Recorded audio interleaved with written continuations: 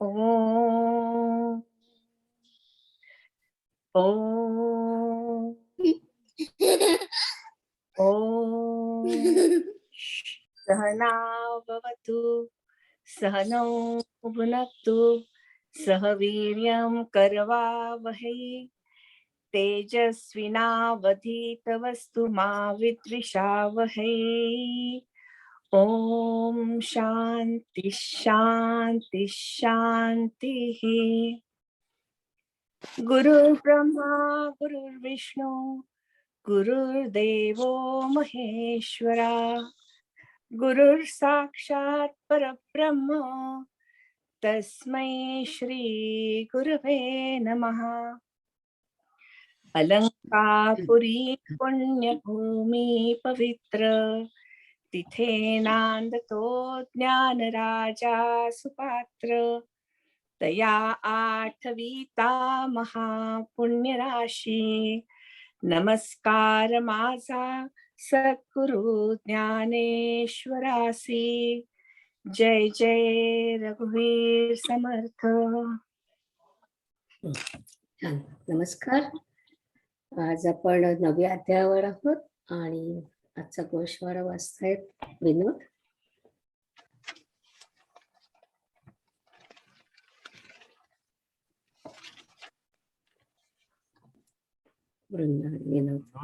मला वाचायचं आहे. मी अलका. आज गोषवारा कोणाला वाचायचंय? अलका होते. विनोद कुलकर्णी. विनोद कुलकर्णीचा आहे आज. पुढच्या वेळी तुझा आहे. हो. अरे आजच्या याचा गोषवारा पुढच्या वेळी तुला वाचायचा. पुढच्या वेळेला मी राहणार नाही नीली माहितीये. ओके, मग आपण दुसऱ्या कोणाला देऊ? ओके, वाचायला घेऊन गेला तोही. हो चाल वाचा. 1 नोव्हेंबर 2021च्या सत्राचा गोषवारा असा. संतोषजी नाबर यांनी विचारलेल्या प्रश्नाच्या उत्तराने या सत्राची सुरुवात झाली. संतोषजींचा बहुआयामी असा प्रश्न होता ज्यात त्यांनी ब्रह्माने माया उत्पन्न केली, ईश्वर म्हणजे माया अधिक ब्रह्म, ईश्वरानेच पंचमहाभूते निर्माण केली, पण त्याचबरोबर आपण असेही वाचतो की सर्व स्वयंनिर्मित अशा तऱ्हेने अस्तित्वात आले. तर नेमके आपण काय समजावे असे विचारले होते. उत्तरासाठी निर्मात्यांनी मुंडक उपनिषद आणि तैत्तरीय उपनिषद पुन्हा पाहिले व इतरही काही अभ्यास केला. त्यांनी सांगितलेले महत्वाचे मुद्दे असे. पारमार्थिक देव म्हणजे वेदात नमूद केलेले, ज्यात प्रजापती अर्थात ब्रह्मा, 33 देव, सरस्वती, लक्ष्मी आणि अदिती येतात. प्रातिभासिक म्हणजे जे मानवाने कल्पित आहेत असे व यात अनेक पुराणात वर्णिलेले असे. ते पुराणात वर्णित आहेत का इतर ठिकाणी यापेक्षा महत्वाचा निकष म्हणजे ते वेदात नक्की वर्णिलेले नाहीत. तिसरा गट अवतार स्वरूपातच, जेव्हा विष्णू किंवा देवी विशिष्ट कामासाठी जगात येतात ते रूप म्हणजे अवतार. विष्णूचे आतापर्यंत झालेले दशावतार आपण सारे जाणतोच, आणि ते अवतार घेण्याचे कारणही श्रीकृष्णाने म्हणजे एका अवतारानेच भगवद्गीतेतील 4थ्या अध्यायाच्या 7व्या व 8व्या श्लोकात स्पष्ट केले आहेत. आणि चौथा गट आहे विभूतींचा. विभूती म्हणजे आपल्याला जिथे ईश्वराची व्यक्त अशी अनुभूती येते असे स्थळ किंवा व्यक्ती. विभूती ही गीतेतील एक अतिशय महत्वाची संकल्पना आहे. पुढचा 10वा अध्याय विभूतींविषयी विस्ताराने सांगतो व इतरही अनेक ठिकाणी विभूतींचे वर्णन किंवा महत्व सांगितले आहे. अशा तऱ्हेने नाबरजींच्या प्रश्नाचे निर्मात्यांनी अतिशय अभ्यासपूर्ण व विस्तृत असे उत्तर दिले. त्याचबरोबर एक पॉवर पॉईंट प्रेझेंटेशनही दाखवले जे आपल्याला गोष्टी मुद्देसूदपणे समजावून सांगते. आता आपण राजविद्या राजगुह्य योग या 9व्या अध्यायाच्या श्लोक 2 ते 7 व त्याला समांतर अशा ओव्या 47 ते 105 मधील काही महत्वाच्या गोष्टी. माझं फक्त माझं सगळं झालं. सगळं तुम्ही please go on the mute everyone. कोण आहे? दुसऱ्या श्लोकात भगवंत सुरुवातीलाच सांगतात की हे ज्ञान सर्व विद्यांचा राजा, सर्वात अधिक गुह्य, धर्माला अनुसरून सहज प्राप्त होण्यासारखे व अक्षय असे आहे. या ज्ञानाची 2 मुख्य लक्षणे म्हणजे एक तर हे ज्ञानाला प्राप्त झाले, या ज्ञानाला प्राप्त झाले की पुनर्जन्माचे प्रयोजनच राहत नाही व ते गुरुमुखातून थोडे उमलते आहे असे वाटले तरी आपण जशी जशी प्रगती होत जाते तसे लक्षात येऊ लागते की ते आपल्यातच मूळचे सिद्ध होते आणि ते गुरुच्या आशीर्वादाने आपल्याला अनुभूत होऊ लागले आहे. इथे भगवंत स्वतःच जाणतात की अर्जुनाला संभ्रम होईल की जर हे एवढं श्रेय व अक्षय अक्षर असे ज्ञान आहे तर साध्या साध्या गोष्टींच्या मागे जीवाची पर्वा न करता धावणारे या सहजगत्या प्राप्त होणाऱ्या जीवनचक्रातून मुक्त करणारे ज्ञानाच्या मागे कसे बरे धावताना दिसत नाही. म्हणून पुढच्या श्लोकात भगवंत सांगतात की धर्मावर विश्वास नसणारे माझ्या प्राप्तीला मुक्तात व परत परत मृत्यू संसाराच्या चक्रात येऊन फिरत राहतात. आणि हे आपल्याला समजावून सांगण्यासाठी माऊली आपल्याला अनेक उदाहरणे देतात. जसे चिखलात राहणाऱ्या बेडकाला बाजूलाच असलेले कमळ काही कामाचे वाटत नाही, तर भुंगे दुरून दुरून येऊन त्या कमल पुष्पाचा स्वाद लुटतात. तसेच गोचीड गायीचे गोड दूध सोडून चामडीच्या मागे दडलेले रक्त शोषून घेण्यातच मग्न राहते. तसेच सामान्य माणसे त्यांची इंद्रिय व इंद्रिय सुखात एवढी मशगूल झालेली असतात की त्यांना मी अर्थात भगवंत समोर सूर्यासारखा उभा असूनही दिसत नाही. भगवंत 4थ्या श्लोकात हे अधिक विस्तृतपणे सांगतात की मीच अव्यक्त रूपाने सर्व भूतांमध्ये आहे, माझ्यात सर्व सामावले आहेत, पण मी मात्र कोणात नाही.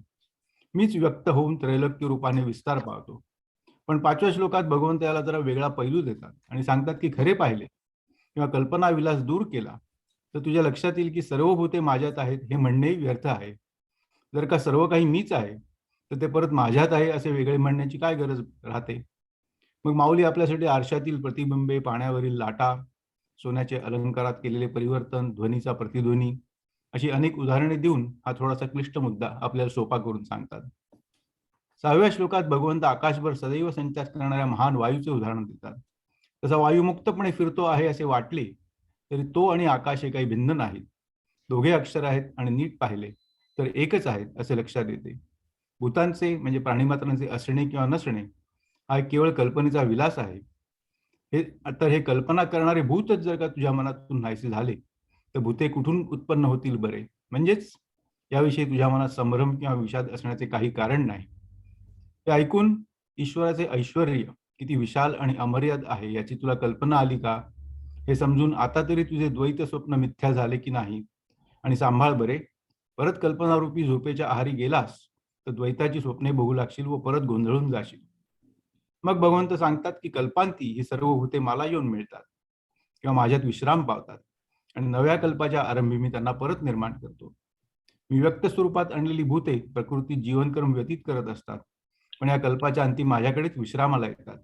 जशी ग्रीष्म ऋतूच्या प्रखर उष्णतेत गवताची प्रत्येक काडी बीजासहित जमिनीत विलीन होते, शरद ऋतू आला की पावसाचे मेघ नाहीसे होतात, किंवा जागृती आली की पाहिलेले स्वप्न जसे नाहीसे होते, तसे कल्पांताच्या वेळी सर्व भूते माझ्यात विलीन होतात व नवा कल्प प्रारंभ करण्याची माझी इच्छा झाली की या सर्व भूतांना मी परत व्यक्त करतो. धन्यवाद निलिमाताई. खूप छान सांगितलं तुम्ही. आणि आता तुम्ही जो हा शेवटचा पॅराग्राफ सांगितला आहे की कल्पांताच्या शेवटी सगळे भूत त्याच्यातच विलीन होतात आणि मग कल्पांताचा म्हणजे पुन्हा ते जेव्हा सुरू होतं तेव्हा सगळे भूत पुन्हा जागृत होतात किंवा जन्माला येतात, व्यक्त होतात आपण म्हणूया.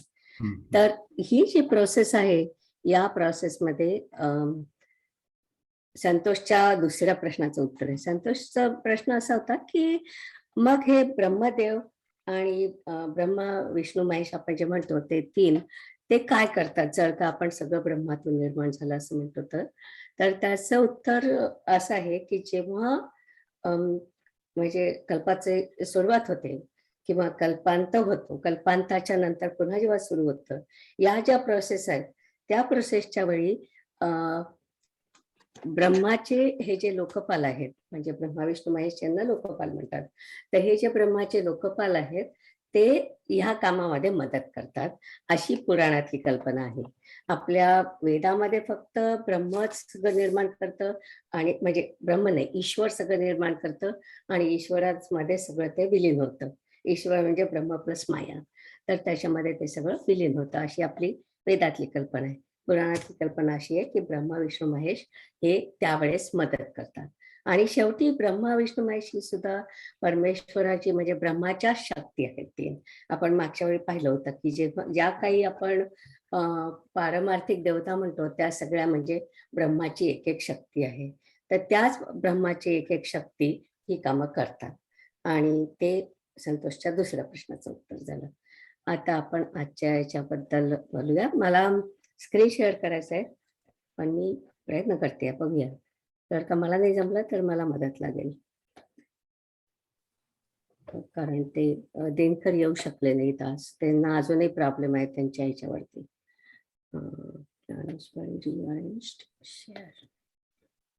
ओके, माझा स्क्रीन नीट दिसतोय सगळ्यांना? वाचण्यासारखा दिसतोय? कोण पहिल्यांदा वाचताय? अश्विनी? हो, दिसतोय. हा, हो हो, दिसतोय दिसतोय. Good good. चला मग आपण सुरू करूया. ओके, सुरू करू वाचन. हो हो, वाच. प्रकृतीं स्वामवष्टभ्य विसृजामि पुनः पुनः भूतग्राममिमं कृत्स्नमवशं प्रकृतेर्वशात्. मी आपल्या प्रकृतीचा अंगीकार करून प्रकृतीच्या नियंत्रणामुळे पराधीन असलेले सर्व भूतसमुदाय मी पुन्हा पुन्हा निर्माण करतो. तर अर्जुना, या माझ्या मायेचा जेव्हा मी स्वभावतः अंगीकार करतो, तेव्हा सुताचा नित्य संबंध असलेल्या वस्त्रामध्ये ज्याप्रमाणे विणकर दिसते, त्या विणकरीच्या आधाराने मग लहान लहान चौकड्या एकत्र होऊन जसे वस्त्र होते, तशी मायाच पंचमहाभूतात्मक जगाच्या आकाराने प्रकट होते. ज्याप्रमाणे विरजणाच्या संयोगाने पातळ दूध दहीरूपाने घट्ट होत जाते, त्याप्रमाणे प्रकृती सृष्टीपणाच्या आकाराला येते. बीजाला पाण्याचे सानिध्य मिळाले म्हणजे ते बीजच जसे लहान मोठ्या फांद्यांच्या रूपाने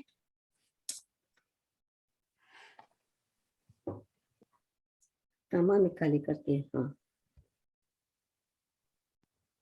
विस्ताराला पावते, हा हा. त्याप्रमाणे मला प्राणीमात्रांचे हे उत्पन्न करणे आहे. अरे अर्जुना, नगर हे राजाने रचले या म्हणण्याला खरोखर खरेपणा आला आहे असे म्हणण्याचा प्रघात आहे. पण वास्तविक पाहिले तर नगर रचण्यात राजाच्या हाताला काही श्रम पडले आहेत काय? आणि मी प्रकृतीचा अंगीकार करतो हे कसे म्हणशील? तर जसा स्वप्नामध्ये जो असतो तोच मग जागृतावस्थेत प्रवेश करतो त्याप्रमाणे. तर अर्जुना, स्वप्नातून जागृतीत येताना त्याचे पाय दुखतात काय? किंवा स्वप्नामध्ये असताना प्रवास होतो काय? या सर्वांचा अभिप्राय म्हणून विचारशील काय म्हणून विचारशील तर या भूतसृष्टीचे मला काही एक देखील करावे लागत नाही असाच याचा अर्थ आहे. ज्याप्रमाणे राजाची आश्रित प्रजा आपापल्या व्यवहारात वागते, त्याप्रमाणे प्रकृतीला माझ्या सत्तेचा केवळ आधार असतो. बाकी कर्तृत्व सर्व हिचे म्हणजे प्रकृतीचे आहे. पहा की अर्जुना, पौर्णिमेच्या पूर्णचंद्राच्या भेटीने समुद्र भरतीने अफाट भरून येतो.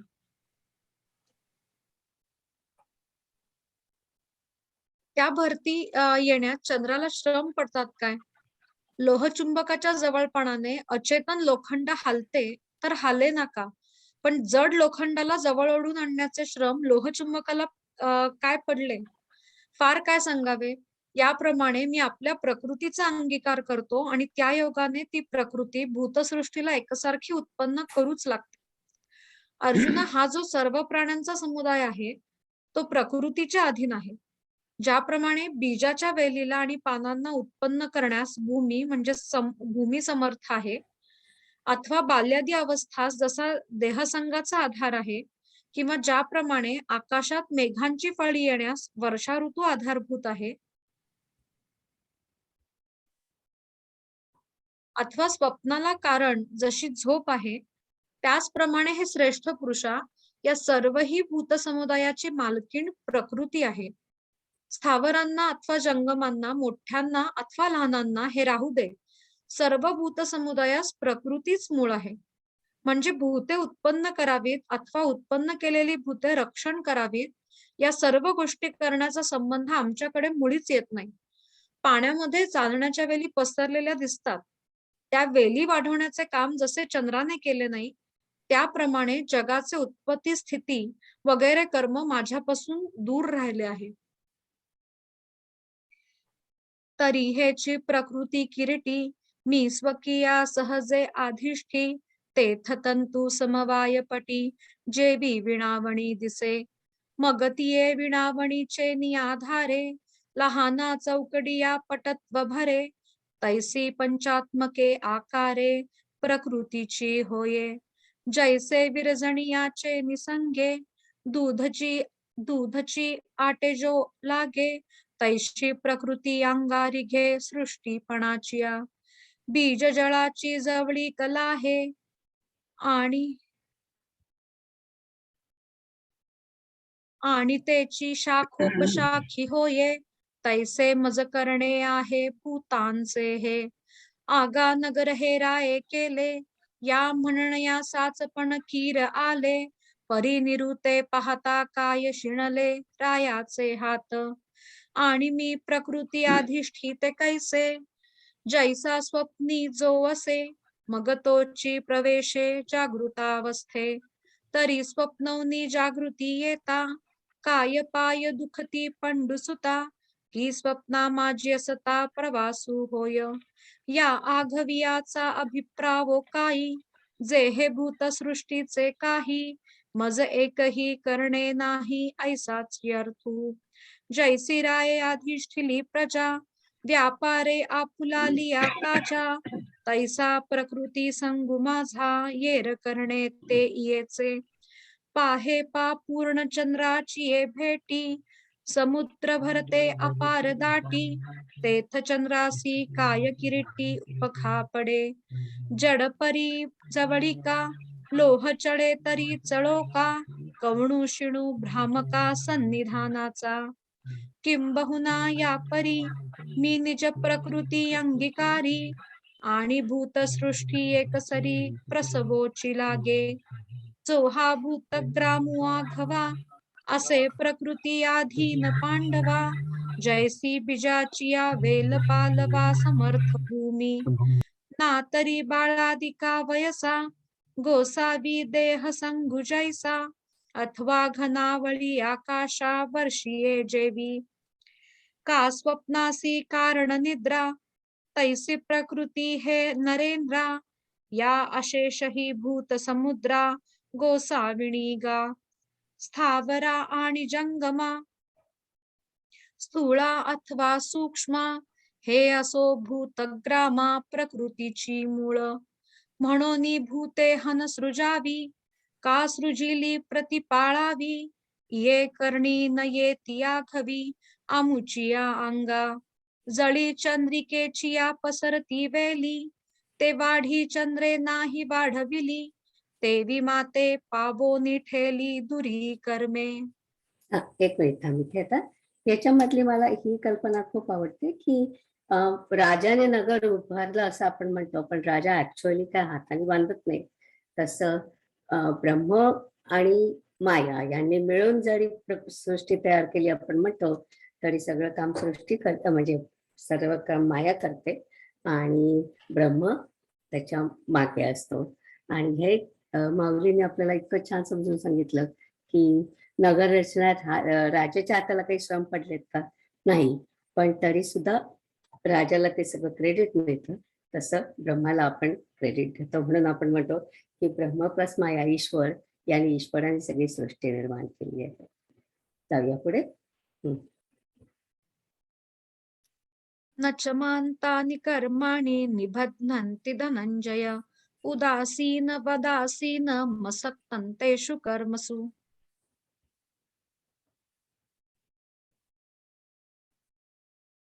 आणि हे धनंजया, या जगदुत्पत्ती संहारात्मक कर्माच्या ठिकाणी अनासक्त व उदासीनाप्रमाणे असलेल्या मला ही कर्मे बंधन करू शकत नाहीत.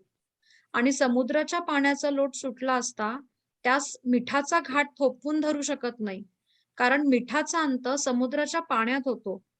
त्याप्रमाणे सर्व कर्मांची समाप्ती जर माझ्या स्वरूपी होते, तर ती कर्मे मला काय बांधणार? धुराच्या कणांचे छत जर जोराने वाहणाऱ्या वाऱ्यास थांबविल, अथवा सूर्यबिंबात जर अंधार प्रवेश करेल, ते राहू दे. पावसाच्या धारा पर्वताच्या पोटातील पदार्थांना खुपत नाही, त्याचप्रमाणे प्रकृतीचे कर्म मात्र मला बांधू शकत नाही. एरवी या प्रकृतीच्या विकारामध्ये, जगामध्ये मीच एक आहे हे लक्षात ठेव. थोडस वरती येत. परंतु एखाद्या उदास पुरुषाप्रमाणे मी स्वतः काही करत नाही, अथवा दुसऱ्याकडून काही करवतही नाही. घरात ठेवलेला दिवा कोणाला तू अमुक एक काम कर असा नियम घालून देत नाही, अथवा कोणी काही काम करत असेल तर त्याचे निवारण करत नाही, आणि घरामध्ये कोण काय काम करीत आहे तेही जाणत नाही. ज्याप्रमाणे तो दिवा घरात साक्षीभूत म्हणजे तटस्थ असून घरातील सर्व व्यापारांच्या प्रवृत्तीला कारण असतो, त्याप्रमाणे सर्व भूतांमध्ये मी असून त्यांच्याकडून होणाऱ्या कर्मांमध्ये मी उदासीन आहे. हा एकच विचार पुन्हा पुन्हा अनेक युक्तिप्रयुक्तांनी काय सांगू? अर्जुना, येथे आणखी एवढे समज म्हणजे झाले.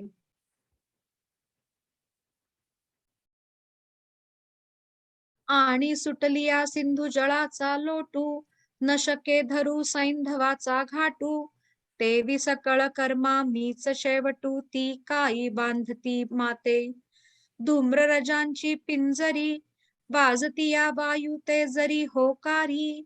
का सूर्यबिंबा माझारी, अंधारे रिगे. हे असो पर्वताची हृदयीचे, जेवी पर्जन्य धारा स्तवन खोचे. तेवी कर्मजात प्रकृतीचे, न लगे मज. एरवी इये प्राकृती विकारी, एकुमीची आहे अवधारी. परी उदासीनाची या परी करी ना करवी. दीपुठे विला परिवरी, कवणाते नियमिना निवारी. आणि कवण कवणीये व्यापारी, राहाटे तेही नेणे. तो जैसा का साक्षीभूतू, गृह व्यापारू प्रवृत्ती हेतू. तैसा भूत कर्मी अनासक्तू, मी भूती असे. हा एकची अभिप्रावो पुढत पुढती, काय सांगो बहुता उपपत्ती. येथ एक वेळा सुभद्रापती, ये तुले जाणपा. खूप छान वाचलंस, सगळंच छान वाचलंस. हा, आणि याच्यातला हा महत्वाचा विचार आहे की जसा दिवा घरातला साक्षीभूत असतो, म्हणजे तो काही आपल्याला करायला सांगत नाही, पण त्याच्या तिथल्या अस्तित्वामुळे आपल्याला सगळ्या गोष्टी दिसतात किंवा त्याच्या याच्यात होतात. तसं ब्रह्म आहे, ब्रह्म सगळीकडे आहे. मग मी एकदा असं 2 बोटांचं उदाहरण दिलं होतं की प्रकाश आहे, पण तो प्रकाश आपण गृहीत धरतो नेहमी. तसं ब्रह्म हे सगळीकडे आहे, पण ते स्वतः काही करत नाही. माया म्हणजे प्रकृती हे सगळंच करते. आणि माया आणि प्रकृतीतला फरक आपण 13व्या अध्यायात बघणार आहोत, म्हणून आता मी त्याच्याबद्दल बोलत नाही. 13व्या अध्यायामध्ये त्याच्याबद्दल बरंच विश्लेषण आहे. प्रकृती आणि पुरुष ही सांख्य याच्यातली कल्पना आहे, आणि आपल्या वेदातली कल्पना ब्रह्म आणि माया आहे. त्याच्याबद्दल आपण 13व्या अध्यायात बोलू. ओके, आता कोण वाचतंय? चारुता? हो, मी वाचते. सुरू करू? हो. मय्याधक्षेण प्रकृतिः सूयते सचराचरम. माझं ते नेहमी ओव्या वाचले की ह्याचा हे पण त्याच्यासारखंच यायला लागतं चाल. मय्याधक्षेण प्रकृतिः सूयते सचराचरम, हेतुनानेन कौन्तेय जगद्वी परिवर्तते. हे कुंतीपुत्रा, माझ्या आश्रयाने माया चराचर जगत निर्माण करते. या कारणामुळे जगाची घडामोड होते. ते हे की लोकांच्या सर्व व्यापाराला सूर्य जसा निमित्त मात्र आहे, त्याप्रमाणे अर्जुना, जगाच्या उत्पत्तीला मी हेतू आहे असे समज. कारण की मी प्रकृतीचा अंगीकार केला म्हणजे तिच्यापासून चराचरांची उत्पत्ती होते. म्हणून मी या चराचरांच्या उत्पत्तीला हेतू आहे असे युक्तीला जुळते. आता या विचाराच्या प्रकाशाने तू माझ्या स्वरूपाला, ऐश्वर्य योगाला चांगले न्याहाळून पहा. ते असे की माझ्या ठिकाणी सर्व प्राणी आहेत, पण मी प्राण्यांमध्ये नाही. अथवा भूते माझ्या ठिकाणी नाहीत आणि भूतांमध्ये मी नाही, हे वर्म तू कधीही विसरू नकोस. ही आमची सर्वस्वी लपवून ठेवलेली गोष्ट आहे, परंतु तुला उघड करून सांगितली आहे. आता इंद्रियांची द्वारे बंद करून, सर्व इंद्रिय वृत्ती अंतर्मुख करून तू या गुह्य विचाराच्या अंतःकरणात अनुभव घे. अर्जुना, हे वर्म जोपर्यंत स्वाधीन होणार नाही, तोपर्यंत ज्याप्रमाणे कोंड्यात दाणा शोधला असता सापडणार नाही, त्याप्रमाणे माझी खरी स्वरूप स्थिती मुळीच अनुभवास येणार नाही. एरवी तर्काच्या बळाने माझी स्वरूप स्थिती खरोखर कळल्यासारखी वाटते, पण हे खरे कळले नाही. ते कसे हे पुढील उदाहरणाने आपण बघू. परंतु मृगजलाच्या ओलाव्याने जमीन भिजते काय? जेव्हा जाळे पाण्यात पसरले तेव्हा त्यात चंद्रबिंब सापडल्यासारखे दिसते. परंतु ते जाळे पाण्यातून काढून काठावर झाडले तेव्हा चंद्रबिंब कोठे असते सांग बरे. त्याप्रमाणे वक्तृत्वाच्या जोरावर कित्येक आपल्या प्रतिपादाने स्वतःच्या अनुभवाचे डोळे उगीच झाकण्यास लावतात. आपण आपल्याला फसवतात. पण खऱ्या बोधाची वेळ म्हणजे बोधाच्या परीक्षेची वेळ आली म्हणजे बोध असतही नाही व होतही नाही. एक मिनिट थांबते. इथे खूप महत्वाचा विचार त्यांनी मांडलेला आहे की लोकांच्या सर्व व्यापाराला सूर्य जसा निमित्त मात्र असतो त्याप्रमाणे ब्रह्म हे निमित्त मात्र इथे आहे. आणि मग पुन्हा 134व्या ओळीचं म्हटलंय त्यांनी की सर्व भूत माझ्या ठिकाणी आहेत पण भूतांमध्ये मी नाही, हे वर्म तू विसरू नको. आणि त्याच्यानंतर एक महत्वाचा विचार असा आहे की तुम्ही जेव्हा मेडिटेशन करता तेव्हा सर्व इंद्रियांची द्वारे बंद करून म्हणजे अंतर्मुख होऊन जेव्हा आपण विचार करतो तेव्हा हाच विचार करायचा की ब्रह्म हे सगळीकडे आहे आणि ब्रह्म आत्ता जे आपण म्हटलं की मायेमुळे हे सगळं आपल्याला सृष्टी निर्माण झाली आहे, पण ब्रह्म हे सगळीकडेच आहे आणि ते माझ्यातही आहे आणि माझ्यातलं जे ब्रह्म आहे ते मी शोधण्याचा प्रयत्न करतो आहे. तर हा जो विचार आहे ही आहे राजागुह्य आहे, सर्वस्वी लपवून ठेवलेली गोष्ट आहे असं परमेश्वराने आपल्याला इथे म्हणजे भगवानाने आपल्याला इथे सांगितलेलं आहे. तर ते राजगुह्य म्हणून या अध्यायाचं नाव त्यांनी राजविद्या राजगुह्य असं दिलंय की ते आपल्याच जवळ आहे, आपल्याला ते शोधायचंय आणि स्वतःलाच ते शोधायचंय, स्वतःच्या आतमध्ये शोधायचं आहे असं त्यांनी ते आपल्याला इथे सांगितलंय. तर हा महत्वाचा विचार आहे इथे. आता आपण ओव्या वाचू. हे झालं बघा. जे लोक चेष्टा समजता जैसा निमित्त मात्र का सविता तैसा जगत प्रभावी पंडुसूता हे तू मे जाणे. काजे मिया अधिष्ठिलिया प्रकृती होती चराचराची या संभूती म्हणून मी हो हेतु हे उपपत्ती घडे यया. आता येणे उजीवडे निरुते न्याहाळी पा ऐश्वर्य योगाते जे माझ्या ठाई भूते परिभूती मी नसे अथवा भूते ना माझा ठाई आणि भूता माझी मी नाही. या खुणा तू कही चुको नको हे सर्वस्व आमुचे गूढ परिदाविले तुझ उघड. आता इंद्रिया देऊनी कवाड हृदयी भोगी हा दंशु जवनये हाता तव माझे साचो कारेपणा पार्था हा सपडे गा सर्वथा जेवी भूसी कणू एरवी अनुमानाचे निपैसे आवडे कीर कळले ऐसे परी मृगजळाचे निवोलांशे काय भूमी तिने जे जाळ जळी पांगिले तेथ चंद्रबिंब दिसे आतुडले परी थडिये काढून झाडिले तेव्हा बिंबके सांगे तैसे बोलवरी वाचा बळे वायांची झकविजती प्रतीतीचे डोळे मग साचो कारे बोध वेळे अथिना होईजे. Very good. जाऊया पुढे. वरती करू. हा थोडस. अवजानन्ति मूढा मानुषी तनुमाश्रितम् परं भावमजानन्तो मम भूतमहेश्वरम्. माझे उत्कृष्ट स्वरूप न जाणणारे मूर्ख सर्व भूतांचा ईश्वर असलेल्या पण सांप्रत मानवदेह धारण करणाऱ्या म्हणजे मला मनुष्यच समजून मनुष्य धर्म माझ्यावर आरोपित करून माझी अवहेलना करतात. फार काय सांगावे. जर तुम्ही या संसाराला भीत असाल आणि माझ्या स्वरूप प्राप्तीविषयी जर तुम्हाला खरी खरी इच्छा असेल तर आम्ही हे सांगितलेले विचार तुम्ही ध्यानात ठेवा.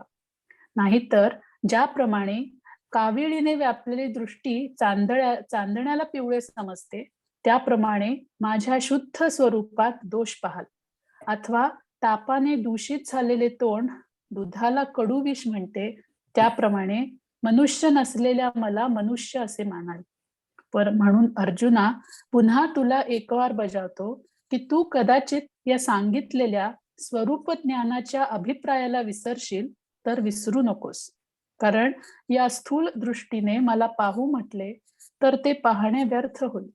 ज्याप्रमाणे स्वप्नातील सेवन केलेल्या अमृताने अमर होता येत नाही, कारण ते पिऊनही न प्यायल्यासारखं आहे, त्याप्रमाणे मी देहधारी आहे अशी बुद्धी ठेवून जे माझ्याकडे पाहतात त्यांचे ते पाहणे खरोखर न पाहण्यात जमा आहे असे समज. एरवी मी स्थूल आहे, माझ्या दृष्टीनं माझ्याकडे पाहणारे जे मूर्ख लोक ते आपल्या समजुतीप्रमाणे खरोखरी पूर्णपणे जाणतात, परंतु त्यांचे हे जाणणेच माझ्या स्वरूपाच्या खऱ्या ज्ञानाच्या आड येते. ज्याप्रमाणे पाण्यातील नक्षत्रांच्या प्रतिबिंबाला पाहून ती रत्ने आहेत अशा समजुतीनं त्याविषयी लोभ धरून व पाण्यात शिरून ती खाण्याच्या आशेनं पाण्यातील खडकावर चोच आपटून जसा एखादा हंसाने आपला घात करावा, अर्जुना सांग की गंगा आहे अशा समजुतीने मृगजळावर जवळ येऊन पोहोचले तर त्याचे फळ काय? अथवा कल्पवृक्ष म्हणून बाभळीचा आश्रय केला तर ती बाभळी इच्छिलेले फळ देईल काय? हा नीलमण्यांचा 2 पदरी हार आहे, या बुद्धीनं तो घेण्यासाठी सापाला उचलून घ्यायला तयार व्हावं, अथवा ही रत्न आहेत अशा समजुतीने जशा गारगोट्या वेचाव्यात, किंवा द्रव्याचा ठेवाच प्रगट झाला आहे असे समजून खैराचे निखारे आपल्या पदरात भरावेत, अथवा ही आपली पडछाया आहे असे न समजता सिंहाने विहिरीत उडी घालावी. त्याप्रमाणे ज्यांनी मी परमात्मा देहधारी आहे असं आपल्या बुद्धीमध्ये कृतनिश्चय केला त्यांनी खरा चंद्र म्हणून पाण्यातील चंद्राचे प्रतिबिंब घेतल्यासारखे आहे. तसा इथपर्यंत तुला आता हा. ओव्या वाचायची ना? हा, हो.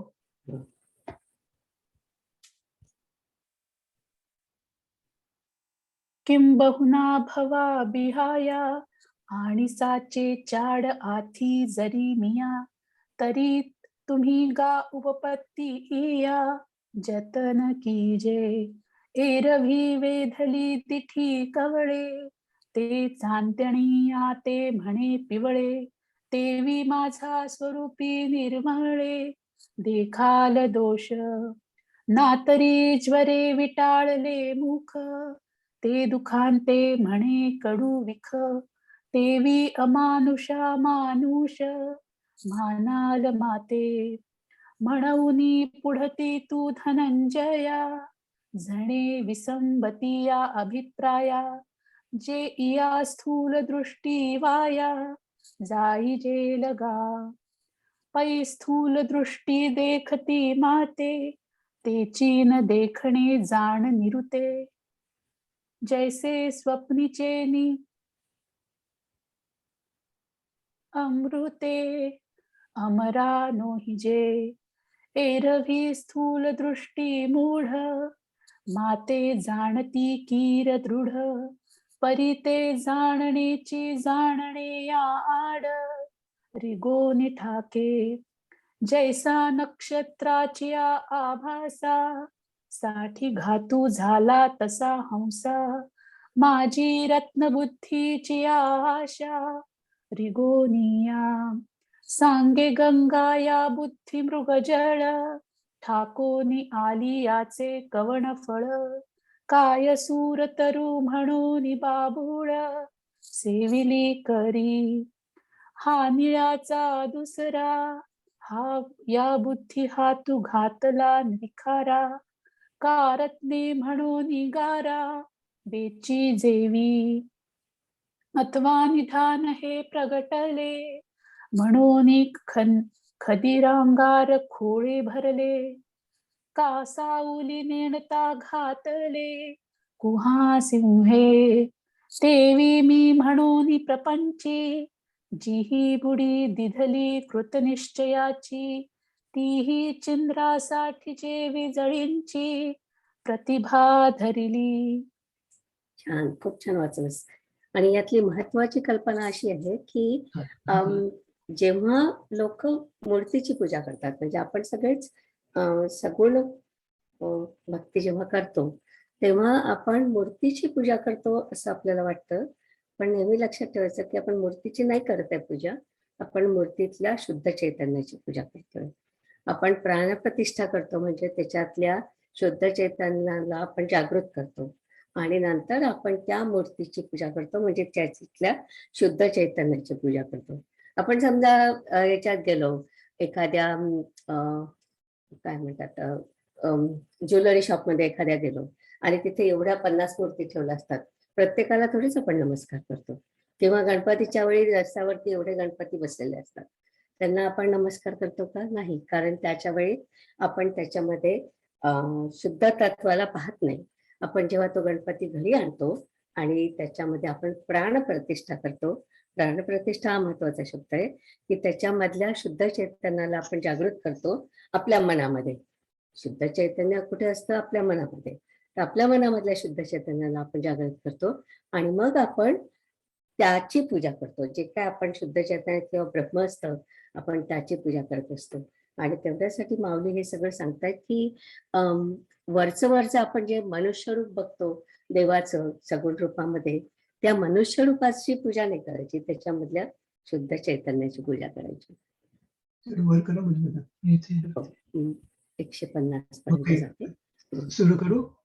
हा, एक तसे मिनिट. नाशिवंत तसा 50 परमात्मा पर्यंत. एक मिनिट थांबा. 151. एक मिनिट थांबा. हा, आता आलं. कसा ब्रह्मचारी परमात्मा देहधारी आहे. तसा परमात्मा देहधारी आहे असा त्यांचा ठाम निश्चय व्यर्थ गेला. हे कसे झाले? तर ज्याप्रमाणे कोणी एखाद्याने भाताची पेच पिऊन मग अमृताचा परिणाम पाहावा, त्याप्रमाणे जसे नाशिवंत जो स्थूल आकार तेच माझे खरे स्वरूप असा आपल्या मनामध्ये निश्चय करून ते जर मला अविनाशाला पाहू जातील तर मी त्यांना कसा दिसेन? अर्जुना, पूर्वेच्या मार्गाला निघून कोणाला पश्चिम समुद्राच्या किनाऱ्यात पोहोचता येईल काय? अथवा अर्जुना, कोंडा काढून त्यापासून दाणे प्राप्त होतील काय? त्याप्रमाणे आकाराला आलेले हे शरीर तेच मी असा मला जाणले असता माझे केवळ खरे स्वरूप जाणले जाईल काय? फेस प्याल्याने पाणी प्याल्यासारखे होईल काय? म्हणून मोहित झालेल्या मनोवृत्तीने हे स्थूल शरीरच मी परमात्मा आहे असे मानून मग या देहाची जी जन्मादी कर्मे ती ते माझ्यावर लादतात. यामुळे नाव नसलेल्या मला ते नाव देतात. वस्तुतः मी क्रियाशून्य असून मी क्रिया करतो असे म्हणतात. व देहाती मर्यादेने रहित असलेल्या मला जन्ममरणाधिक जे देहधर्म त्यांचा संबंध लावतात. जो मी निराकार आहे त्या मला आकार आहे असे मानतात. व देहरहित जो मी त्या मला पूजेचे उपचार अर्पण करतात. शास्त्र मर्यादेचे बंधन नसलेल्या मला आचाराने व्यवहार लावतात. जातीच्या पलीकडे असणाऱ्या मला एका विशिष्ट जातीचा समजतात. निर्गुणाला सगुण समजतात. पाय नसताना माझ्या ठिकाणी पायांची कल्पना करतात. त्याचप्रमाणे हातांच्या कल्पनेस माझ्या ठिकाणी जागा नसूनही हात या अवयवाची कल्पना करतात. मोजताना येणे इतके माझे स्वरूप अमर्याद आहे, परंतु मलाही मर्यादेत घालतात. मी खरोखर सर्व ठिकाणी असूनही मला एखादे ठिकाण कल्पितात. ज्याप्रमाणे आपल्या अंतर्नावर निजलेला मनुष्य स्वप्नात अरण्य पाहतो, त्याप्रमाणे कान वगैरेंचा संबंध माझ्या ठिकाणी नसताना कानाची कल्पना करतात. डोळ्यांचा संबंध माझ्या ठिकाणी नसताना डोळे कल्पितात. तो कोणताही नात्यात संबंध नसताना नातेवाईकांची कल्पना करतात. मी काळा गोरा वगैरे नसतानाही तसल्या रूपाची माझ्या ठिकाणी कल्पना करतात. मी जो अदृश्य त्या मला दृश्य असे मानतात, तसे समजतात. मी जो इच्छारहित त्या मला इच्छा आहे असे मानतात. मी जो स्वतः सिद्ध तृप्त त्या मला तृप्ती कल्पितात. मी वस्त्रात गुंडाळता येण्यासारखा नसून मला वस्त्र नेसवितात. शृंगाराच्या पलीकडे असताना माझ्याकरता दागिन्यांची योजना करतात. सर्व जगाला मी उत्पन्न करणार असून मलाही उत्पन्न करण्याची कल्पना ते करतात. नित्य असताना जो मी त्या मला मूर्ती वगैरेच्या द्वारे घडवितात. मी जो नित्य सिद्ध त्या माझी प्राणप्रतिष्ठा करतात. अर्जुना, सर्वांच्या आत्मत्वाने अखंड दंडायमान असणारा जो मी त्या मला आवाहन करतात आणि माझे विसर्जन करतात. जो मी मी जो सर्वदा स्वतः सिद्ध आणि एकरूप आहे त्या मला बाल्य, तारुण्य व वृद्धावस्था यांचा संबंध आहे असे समजतात. माझी अद्वैत स्थिती असताना माझ्या मागे द्वैत लावतात व मी कर्मरहित असून कर्मे करतो असे मानतात आणि मी जो अभोगता तो मी भोग भोगतो असे म्हणतात. माझे कुळरहिताचे कुळ वर्णन करतात. मी जो नित्य त्या माझ्या वर्णाने दुःखी होतात व अर्जुना मी जो सर्वांचे अंतर्यामी असणारा त्या मला शत्रू मित्र आहेत असे मानतात. स्वकीय आनंदात रममान असणारा जो मी त्या मला अनेक सुखांची इच्छा आहे असे म्हणतात. मी सगळीकडे सारखा व्यापलेला असून मी एका ठिकाणी आहे दुसऱ्या ठिकाणी नाही असे म्हणतात. मी सावर जंगमाचा एकच असा आत्मा असता मी एकाचा कैवार घेतो असे म्हणतात आणि रागावून एकाला मारतो हे जगात प्रसिद्ध करतात. फार काय सांगावे असे हे मनुष्याचे सामान्य धर्म मी वरती करत होते. हे सर्व माझ्या ठिकाणी आहेत असे त्या अज्ञानी लोकांचे विपरीत ज्ञान असते. जेव्हा एखादी मूर्ती आपल्याकडे पाहतात त्यावेळेला त्या मूर्ती एवढाच देव आहे अशा समजुतीने भक्ती करतात आणि मग तीच मूर्ती भंगली म्हणजे आता देव नाहीसा झाला असे समजून पूजा करण्याचे थांबवतात. अशा या प्रकाराने आकारावरून इतर देहधाऱ्यांसारखाच मी एक मनुष्य आहे असे समजतात. म्हणून त्यांचे ते विपरीत ज्ञान माझ्या शुद्ध स्वरूपाच्या यथार्थ ज्ञानास टाकून टाकते.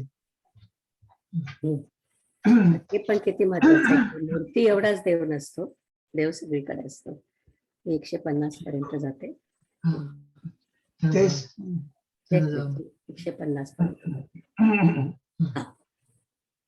तैसा कृतनिश्चय वाया गेला जैसा कोणी एकू कांजी प्याला मग परिणाम पाहो लागला अमृताचा तैसे सुलाकारी नाशिवंते भरवसा बांधोनी चित्ते पाहती मज अविनाशाते तरी कैसा दिसे काही पश्चिम समुद्राची या तटा निघिजत आहे पूर्विलिया वाटा का कोंडा कांडता सुबटा कणू आतुडे तैसे विकारले हे स्थूळ जाणितले आम्ही जाणवतसे केवळ काही फेण पिता जळ सेविले होय म्हणून मोहिलेनी मनोधर्मे हेची मी मानूनी संभ्रमे मग येथींची जी जन्मकर्मे तिये मजची म्हणती हेतुलेनी अनामानाम मज अक्रियासी कर्म विदेहासी देहधर्म आरोपिती मज आकार शून्य आकारू निरुपाधिका उपचारू मग विधी विवर्जिता व्यवहारू आचाराधिक मज वर्णहीना वर्णू गुणातीतासी गुणू मज अचरणाचरणू अपानिया पाणी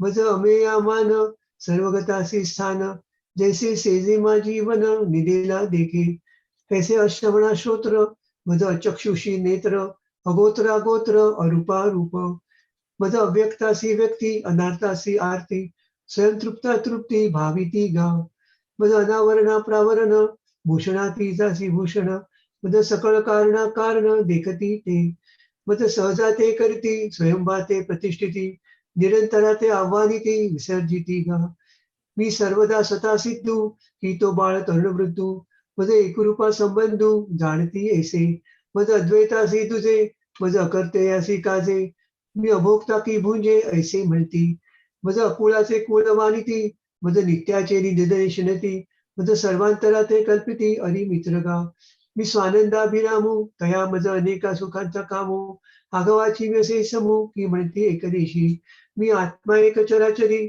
म्हणती एकाचा काही पक्ष करी आणि कोपोने एका ती मारी हेची वाढवती किंबहुना ऐसे समस्त जे हे मनुष्य धर्म प्राकृत तयाची नाव मी ऐसे विपरीत ज्ञान तयांचे जेव्हा आकारू एक पुढा देखती तेव्हा हा देव येणे भावे भजती मग तोची बिघडली टाकीती नाही म्हणून माते येणे येणे प्रकारे जाणती मनुष्य ऐसेनी आकारे म्हणून ज्ञानची ते अंधारे ज्ञानासी करी.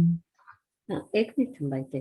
तर याच्यामध्ये मुख्य संदेश असाच आहे की मला स्थूल शरीरधारी असं मानू नकोस. ईश्वर रूप म्हणजे ऐश्वर्य रूप त्याच्यामध्ये पहा. ईश्वराने निर्माण केलेल्या सर्व गोष्टींचं एकत्र रूप असा याचा महत्वाचा संदेश आहे. आणि कारण पुढे भगवान आपल्याला ते विश्वरूप दाखवणार आहेत, ऐश्वर्य रूप दाखवणार आहेत. आणि कृष्ण म्हणजे देहधारी नाही, त्याच्या पलीकडे पहा. 170 ओवीमध्ये त्यांनी म्हटलं आहे की मूर्तीलाच देव समजतात आणि त्याचीच पूजा करतात. ते मूर्ख अशा प्रकारे त्यांनी म्हटलेलं आहे. आणि मग एकदा एक प्रश्न आला होता की गणपती उजव्या सोंडेचा घ्यावा का डाव्या सोंडेचा घ्यावा. तर तेव्हा मी हेच उत्तर दिलं होतं की आपण मूर्तीची पूजा करतो का, तर नाही, आपण मूर्तीतल्या चैतन्याची पूजा करतो. आणि मग त्या मूर्तीचा आकार कसा आहे आपण ठरवतो नाही. आणि मग त्याच्यामध्ये डावे सोंड असली सोंड डावीकडे असली काय उजवीकडे असली काय त्याच्यामध्ये विशेष फरक पडू दे. आपण हे लक्षात ठेवायला पाहिजे की आपण त्या मूर्तीची पूजा करत नाहीये, त्याच्यातल्या आतल्या शुद्ध चैतन्याची पूजा करतोय, ब्रह्माची पूजा करतोय. ओके, तर तो संदेश ह्याच्यामध्ये त्यांनी अगदी स्पष्टपणे दिलेला आहे. विशेषतः माऊलीने त्याच्यावरती तर खूपच छान निरूपण केलेलं आहे. या जाऊया पुढे. दिनकरचं आहे वाचायचं हा ते नाही. हो, या दिनकर ते येऊ शकले नाहीत आज, तर कोणी आहे व्हॉलंटियर? नसतोच का? मी कंटिन्यू करू का? बरं करा, चालेल. हम्म. 12वा आणि 13वा वाचायचं. हम्म. एक मिनिट, कुठे मला मोघाशा 12वा श्लोक. हा आला ना. भाषा मोग कर्मा. मोगाशामुग कर्माणो मोग ज्ञाना विचेतसः राक्षसी मासुरींचैव प्रकृती मोहिनी विशिताः. त्यांच्या इच्छा निष्फळ आहेत, त्यांची कर्मे निष्फळ आहेत, त्यांचे ज्ञान निष्फळ आहे, कारण ते विवेकशून्य लोक राक्षसी आणि आसुरी अशा मोहमय प्रकृतीवर अवलंबून राहतात. आता अर्थ, म्हणून त्यांचे जन्माला येणेच फुकट आहे. ज्याप्रमाणे पावसाळ्या वाचून आलेले ढग किंवा मृगजळा दिसणाऱ्या लाटा या गोष्टी दुरूनच दिसण्यास बऱ्या असतात, अथवा मातीचे घोडेस्वार किंवा गारुड विद्येने केलेले दागिने किंवा आकाशात ढगांच्या आकृतीमुळे दिसणाऱ्या गावांचे गावकूस ही ज्याप्रमाणे दिसतात मात्र पण वास्तविक मिथ्या असतात. सरळ वाढलेल्या कांड्या निवडुंगाला वर फळ नसते, व आत गाभाही नसतो, पोकळ असतो, किंवा शेळीचे गलोल व्यर्थ असतात. त्याप्रमाणे त्या अविचारी लोकांचे जीवित व्यर्थ आहे. ज्याप्रमाणे साबरीला आलेले फळ देवघेवीच्या उपयोगाचे नसते, त्याचप्रमाणे त्यांचे कर्म व्यर्थ असते. म्हणून त्यांच्या हातून घडलेल्या कर्माला धिक्कार असतो. मग ते अज्ञानी जे काही शिकलेले असतात ते त्यास माकडाने नारळ तोडल्यासारखे अथवा आंधळ्याच्या हातात मोती पडल्यासारखे निरुपयोगी आहे. फार काय सांगावे. त्यांची जेवढी म्हणून शास्त्रे आहेत तेवढी जशी का लहान मुलीच्या हातात दिलेली शस्त्रे अथवा अशुद्ध मनुष्यास सांगितलेले बीजमंत्र त्याप्रमाणे निरोधक असतात. त्याप्रमाणे अर्जुना, त्यांचे संपूर्ण ज्ञान व जे काही त्यांनी आचरण केले असेल ते संपूर्ण व्यर्थ जाते, कारण की त्यांचे चित्त स्थिर नसते. सद्बुद्धीला गिळून टाकणारी व विचाराचा ठाव ठिकाणा नाहीसा करणारी व अज्ञानरूपी रात्री संचार करणारी जी तमोरूप गुणी राक्षसी त्या आसुरी प्रकृतीच्या अधीन झाले, म्हणून ते चिंतारूपी गालाच्या द्वारे आणखी त्या तामसी राक्षसीच्या मुखात पडले गेले. जिच्या मुखात आशेच्या लाळेमध्ये दिवसारूपी जीभ लोळते, त्याप्रमाणे जी राक्षसी संतोषरूपी चघळ नेहमी चघळीत असते, म्हणजे जी संतोष नेहमी नाहीसा करते, जी राक्षसी अनर्थाच्या कानांपर्यंत ओठाचे काठ चाटीत बाहेर निघते, व जी राक्षसी नेहमीच प्रमादरूपी पर्वताची माजलेली भयप्रद दरी आहे, जिच्या तोंडामध्ये द्वेषरूपी दाढा आणि ज्ञानाचा कसकसा चुराडा करीत आहेत, व जी अगस्ती ऋषीच आवरण असलेल्या कुंभाप्रमाणे सूद बुद्धीच्या मूर्खांना आवरण करणारी आहे, अशा आसुरी प्रकृतीच्या तोंडाचे भूताला टाकलेल्या बळीप्रमाणे पडले, ते भ्रांतीच्या कुंडात बुडून गेले. याप्रमाणे ते तमोगुणाच्या खळग्यात पडले, ते विचाराच्या हाताला लागत नाहीत. हे असो, ते अशा ठिकाणाला गेले की जिथे त्यांचा पत्ताच लागत नाही. म्हणून हे निष्फळ वर्णन राहू दे. मूर्ख लोकांची कथा कशाला, तिच्या विस्ताराने वाचलेला व्यर्थ शी मात्र होणार आहे. श्रीकृष्ण ह्याप्रमाणे म्हणाले. त्या प्रसंगी अर्जुन म्हणाला, होय महाराज. तेव्हा श्रीकृष्ण म्हणाले, ज्या साधूंच्या वर्णनात वाणीला विश्रांती मिळते ती साधू कथा ऐक. या लागी जन्मले चिते मोघ, जैसे वार्षिये विण मेघ, का मृगजळाचे तरंग दुरुनीची पहावे, अथवा कोल्हेरीचे असिवार, ना तरी ओडंबरीचे अलंकार, की गंधर्व नगरीचे आवार आभासती का, साबरी वाढिंदल्या सरळा, वरी फळना तू पोकळा, का सन झाले गळा शेरिये जैसे, तैसे मूर्खांचे जया जियाले, की धिक्कर्म तयांचे निपजले, जैसे सावरी फळ आले घेपे न दिले, मग जे काही ते पडिनले, ते मरकटे नारळ तोडिले, का आंधळ्या हाती पडिले मोती जैसे, किंबहुना तयांची शास्त्रे, जैसी कुमारी हाती दिदली शस्त्रे, का अशोच्या मंत्रे बीजे कथिली, तैसे ज्ञानदात तया आणि जे काही आचरले गा धनंजया ते आगवेची गेले वाया जे चित्तहीन पै तमोगुणाची राक्षसी जे सद्बुद्धी ते ग्रासी विवेकाचा ठावोची पुसी निशाचरी तिये प्रकृती वरपडे झाले म्हणून चिंतेचे नि कपोले गेले वरी तामसी येचे पडिले मुखा माझी जेथ आशेची लाळे आतु हिंसा जीव लोळे देवीची संतोषाचे चाकळे अखंड सगळी जे अनर्थाचे कानवेरी आवाळवे चाटित निघे बाहेरी ते प्रमाद पर्वतींची दरी सदाची मातली जेथ द्वेषाची दाडा खसखसा ज्ञानाचा करती रगडा जे अगस्ती गवसनी मूढा स्थूल बुद्धी ऐसे आसुरी प्रकृतीचा तोंडी जे झाले गा भूतोंडी ते बुडोनी गेले कुंडी व्यामोहाचा एवं तमाचे पडिले गर्ते न पविजतीची विचारा ते निहाते हे असो ते गेले जेथे ते शुद्धीची नाही म्हणून असो तू ये वायानी कायसी मूर्खाची बोलणी वाया वाढविता वाणी शिणेल हन ऐसे बोलिले देवे तेथे जीवनितले पांडवे ऐके जेथ वाचा विसावे ते साधुकता महात्मा नस्तु मां पार्थ दैवी प्रकृती माशिता भजंत अनन्य मनसो ज्ञात्वा भूतादिमव्यम अर्थ सुखाचा हे पार्था पण दैवी प्रकृतीचा आश्रय करणारे महात्मे भूतांचे अधिकारण व क्षयरहित अशा मला जाणून अनन्य होऊन माझी भक्ती करतात. त्या ओव्यांचा अर्थ ज्यांच्या शुद्ध मनरूपी क्षेत्रात मी क्षेत्र संन्यासी होऊन राहतो व जे पुरुष निजे असता वैराग्य त्यांची उपासना करते ज्यांच्या कळकळीच्या चांगल्या वासनेत धर्म राज्य करतो व ज्यांचे तृप्त मन विचारात जीवन आहे ज्यांनी ज्ञानरूपी गंगेत स्नान केलेले आहे व जे पुरुष पूर्णता जेवून तृप्त झाले आहेत आणि जे पुरुष शांतिरूपी वेलीला फुटलेली कोवळी पाने आहेत जे पुरुष परिणामाला पूर्ण अवस्थेला फुटलेले अंकुर आहेत जे सात्विक धैर्यरूपी मांडवाचे खांब आहेत जे पुरुष ब्रह्मानंद रूपी समुद्रात तुडुंब बनवून भरलेले घट आहेत ज्यांना भक्तीची एवढी प्राप्ती झालेली असते की ते मोक्षाला पलीकडे हो असे म्हणतात ज्यांच्या सहज कर्माचरणामध्ये नीती जगलेली दिसते ज्यांनी सर्व इंद्रियांच्या ठिकाणी शांतीचे अलंकार धारण केले आहेत व ज्यांचे चित्त मी जो सर्वव्यापक त्यामुळे आच्छादनाने खोल झाले आहे असे जे व्यापक अनुभवाचे पुरुष आहेत ते दैवी प्रकृतीचे आहेत दैव आहेत ते महात्मे हे सर्व माझे स्वरूप आहेत असे जाणून मग वाढत्या प्रेमाने मला बसतात. पण त्यांची भक्ती अशी एकविध असते की आपल्या मनाच्या संकल्पाने देव एक उपास्य आणि मी एक उपासक निराळा आहे असा दुसरेपणा त्यांच्या मनाला शिवत नाही. अर्जुना याप्रमाणे मीच होऊन ते माझी सेवा करतात पण त्यांचा सेवा करण्याचा प्रकार आश्चर्यकारक आहे तो सांगतो तो ऐक. हे सगळं त्यांनी साधूचं वर्णन केलंय. साधू म्हणजे काय आपण जे म्हणतो त्याचंही वर्णन आहे. तर आता आपण सॉरी ओव्या वाचायचं. माझ्या स्क्रीनला काय झालं बघते कुठे गेले. हो मोठा झाला. मोठा ओके तर माझ्या पलीकडे हो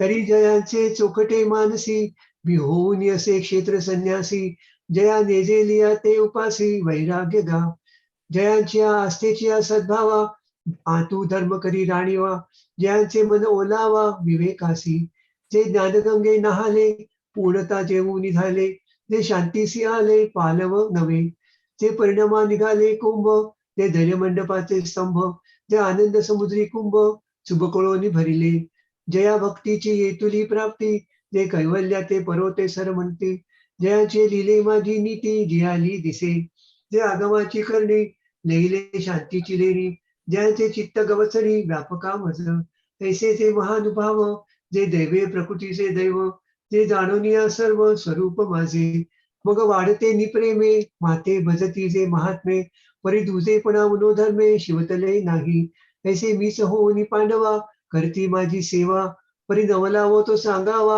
असे ऐक. थँक्यू दोन्ही वाचल्याबद्दल. आता तर 13व्या मध्ये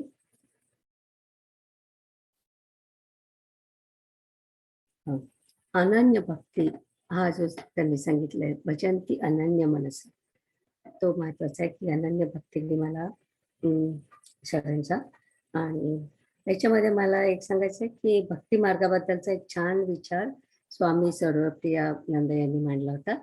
ते म्हणले की अर्थात आपल्याला माहिती की भक्ती मार्ग हा स्वतंत्र मार्ग नाही, हा कर्म मार्गाचाच एक भाग आहे, किंवा ज्ञानमार्गात सुद्धा भक्ती लागते.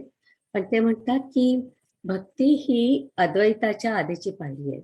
परमेश्वराला तू ब्रह्मायसे जाणायचं म्हणजे आपला अहंकार खाली आणि देव वर असतो, आणि मग त्याच्या पुढे आपण लहान लहान होत जातो, आणि मग आपला अहंकार लहान लहान होत जातो, तसा देव मोठा मोठा होत जातो. आणि ही अद्वैतिक जीवनाची सुरुवात आहे. म्हणजे त्यानंतर मग मी ब्रह्म आहे, स्वतःतला ब्रह्म ओळखायला मदत होते, आणि मग सगळीकडेच ब्रह्म ही तिसरी पायरी. तर अशा प्रकारचा त्यांनी भक्ती मार्गावरचा एक विचार मांडला होता. तर आता आपण इथे थांबूया, 8 वाजले.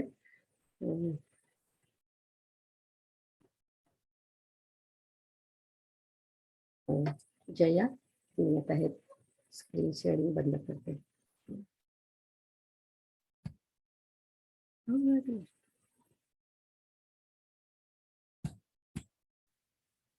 सॉरी, मोठं कसं करायचं.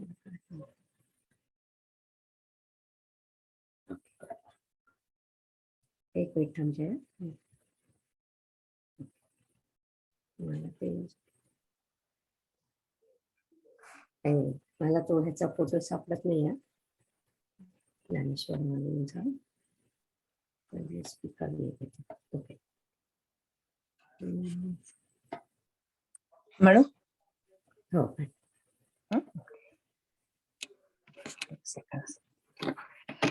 आता विश्वात्मके देवे येणे वागज्ञे तोषावे, तोषो निमज द्यावे पस्ताय दान घे. जे खळांची व्यंकटी सांडो, तया सत्कर्मी रती वाढो. भूता परस्परे पडो, मैत्र जीवांचे. दुरितांचे तिमिर जावो, विश्व स्वधर्म सूर्ये पाहो. जो जे वांछील तो ते लाहो, प्राणी जात. वर्षत सकळ मंडळी ईश्वर निष्ठांची मांडी आली. अनवर्त भू मंडळी भेटत भूता. चला कल्पतरूंचे आरव, चेतना चिंता मणीचे गाव. बोलते जे अर्णव पियुषांचे. चंद्रमिळचे अलांछन, मार्तंड तापहीन. ते सर्वाही सदा सज्जन, सोय रे होतो. किंबहुना सर्व सुखी पूर्ण होनी तिही लोकी. भजिजो आदि पुरुषी अखंडित, आणि ग्रंथोपजीविये विशेषी लोकीये. दृष्टा दृष्ट विजये होवावेची. येथ म्हणे श्री विश्वेश्वरा हो, हा होईल दान बसावो. येणे वरी ज्ञानदेवो, सुखिया झाला. सुखिया झाला. ओम पूर्णमद पूर्णमिदं पूर्णात् पूर्णमुदच्यते, पूर्णस्य पूर्णमादाय पूर्णमेवावशिष्यते. ओम शांती शांती शांती.